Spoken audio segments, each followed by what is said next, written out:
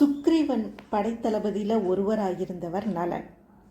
இவர் வானரப்படையில் சிறந்த வீரராகவும் திகழ்கிறார். வனவாசத்தின் போது சீதையை ராவணன் கவர்ந்து சென்று இலங்கையில் உள்ள அசோகவனத்தில் வைத்தான்.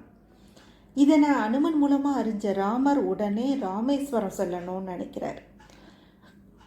இலங்கைக்கு எப்படி செல்வது அப்படின்னு யோசிக்கிறார். கடல் மீது ஒரு பாலம் கட்டினா மட்டும்தான் சீதை இருக்கிற இடத்துக்கு செல்ல முடியும் அப்படிங்கிறத உணர்ந்தார் ராமர்.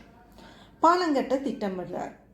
சுக்ரீவனோட வானரப்படை உதவியோட பாலங்கட்டுற பணியை தொடக்கிறார். வானரப்படைகள் எல்லாம் பாறைகளை எடுத்து வந்து அனுமன்கிட்ட கொடுக்க அனுமன் அதை கடலில் போடுறார். அப்போ அந்த பாறைகள் அனைத்தும் நீரில் மூழ்குது. ஆனால் வானரப்படையில் இருந்த நலன் தண்ணீரில் போடக்கூடிய பாறைகள் மட்டும் மிதக்குது.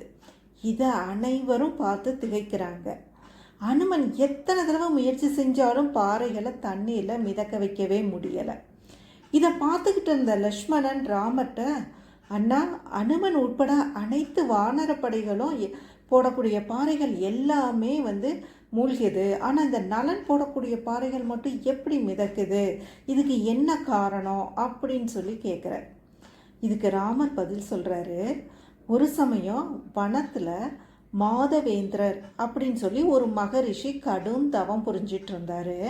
அவர் தண்ணீரில் மூழ்கி இறைவனை தியானித்தா இறைவன் அருள் அதிக பலன் தரும் அப்படிங்கிறனால தண்ணீரில் மூழ்கியபடி தவம் மேற்கொள்கிறார்.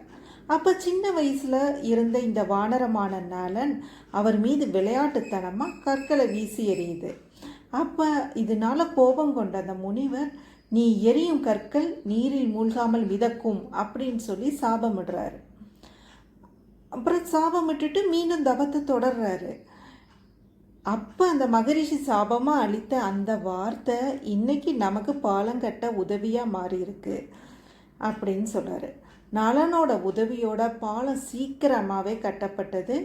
பின்னால் ராமர் ராவணனிடம் போர் புரிந்து சீதையை மீட்டார்.